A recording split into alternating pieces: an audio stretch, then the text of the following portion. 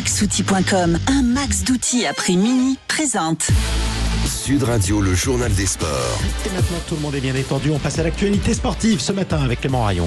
Du rugby bien sûr, avec la grosse performance de Toulouse contre Toulon, le Racing Métro solide leader du top 14, et puis du football avec l'édito de Vincent Chaudel qui revient sur la possible création de la Super League.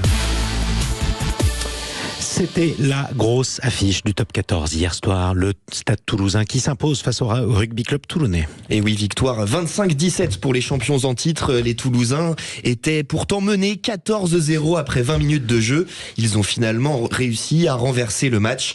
L'ailier Mathis Lebel retient la belle réaction de son équipe. On savait à quoi s'attendre, on savait que les Toulonnais, avec l'équipe qu'ils avaient alignée, allaient mettre beaucoup d'agressivité et être présents. Et nous, je pense qu'on est resté à l'hôtel pendant 20 minutes. Mais force est de constater qu'on a été peut-être surpris alors qu'on était prévenus. Mais je pense qu'on va aussi on va retenir le fait d'avoir bien réagi et d'avoir réagi sur tout le match.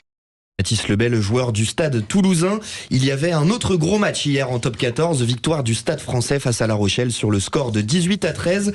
Laurent Panis, le talonneur des Soldats Roses, très satisfait de la victoire. Mais attention, selon lui, il va falloir rester concentré pendant les fêtes et ne pas faire d'excès. Ouais, faut un peu profiter parce que c'est les fêtes, mais modérément en fait. On rejoue le 30 à Toulon en plus, donc ça va être très compliqué. On va devoir faire attention à pas faire trop n'importe quoi pendant ces 4 jours. De toute façon, on n'a pas le droit de se laisser aller comme ça. Ouais. Même le pâté en croûte, je pense un peu, mais une tranche quoi, une tranchette ou une demi-tranche. Laurent Panis, joueur du Stade Français. Grosse déception du côté rochelais. Le coach Ronan O'Gara est revenu sur la contre-performance de ses joueurs après le match. Son équipe est 9e à 13 points du leader, mais il garde espoir. C'est bien effectivement de garder espoir. Il a raison, Ronan O'Gara, on l'écoute tout de suite. On est loin derrière, mais c'est-à-dire quelque chose doit changer pour avoir la capacité d'être performant dans les matchs. En ce moment, on est trop imprécis, mais je reste confident que le déclic va arriver. Les autres résultats de cette 10e journée, Montpellier s'impose à domicile contre Castres. La section paloise bat sur le score de 22-11 cette équipe de Castres. Et le Racing 92 qui reste solide leader, pas de cadeau face à Oyonnax, victoire 66-10. Allez, 66-10, c'est brutal, mais en tout cas il faut retenir que la section paloise est intraitable cette année, c'est spectaculaire. On passe tout de suite au football. Il y avait 2 beaux matchs européens hier. Et oui, notamment en Angleterre, Liverpool-Arsenal, premier contre deuxième, et bien pas de vainqueur entre les deux équipes. Score final 1-1. Les Gunners restent leaders de la Première Ligue. En Espagne, victoire 1-0 de l'Atlético d'Antoine Griezmann face au FC Séville. Et puis en Italie, l'AS Rome s'impose 2-0 face à Naples dans le derby du Soleil. Ouais, enfin derby du Soleil. En tout cas, c'est difficile de garder leur titre pour les Napolitains, malheureusement pour eux. On revient en France avec le Paris Saint-Germain qui commence déjà son mercato d'hiver. Et oui, Lucas Beraldo, 20 ans, va s'engager dans le club de la capitale, pas très connu du grand public. Le défenseur de Sao Paulo est considéré comme un grand espoir du football brésilien. Après les blessures de Kipembe et Nuno Mendes, Paris s'était mis sur la piste d'un défenseur, montant du transfert 20 millions d'euros.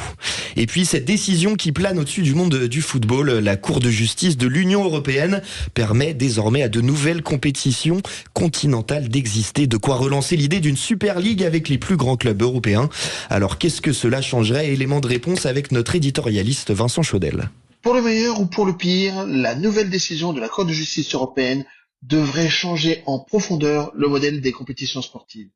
Les premières estimations font apparaître un potentiel à plus de 5 milliards d'euros à distribuer contre 3 pour le modèle existant. Ça serait évidemment plus d'argent pour les top clubs, mais aussi plus de matchs continentaux et donc probablement moins de dates pour les championnats nationaux. Il est encore trop tôt pour savoir si la Ligue 1 devrait passer à 16 clubs. En revanche, la création de la Super League serait de nature à remettre en cause le 1,5 milliard de CVC. Autant dire une catastrophe financière pour notre championnat et nos clubs, d'autant plus qu'ils ne connaissent toujours pas les droits télé pour la saison prochaine. Comment préparer un bon mercato? Réponse d'ici quelques semaines. Vincent Chaudel, éditorialiste Sud Radio et cofondateur de l'Observatoire du Sport Business. Absolument. Allez, on termine ce journal des sports avec le champion du monde des Pères Noël. Eh ben, il est français. Il est français, il s'appelle Maurice Duhameau du Grand Parc d'Andilly en Haute-Savoie. La compétition avait lieu en Laponie, concours de luge, sciage de bûches, course de traîneau, lancer de tri postal. Voilà, Maurice a été le meilleur. Il a devancé ses concurrents du Danemark, de Suède et de Finlande. Et il a donc battu les bûcherons danois. C'est fabuleux. Exactement. Quand même. On est fort, vive la France. Merci beaucoup Clément Harion, il est 8h58.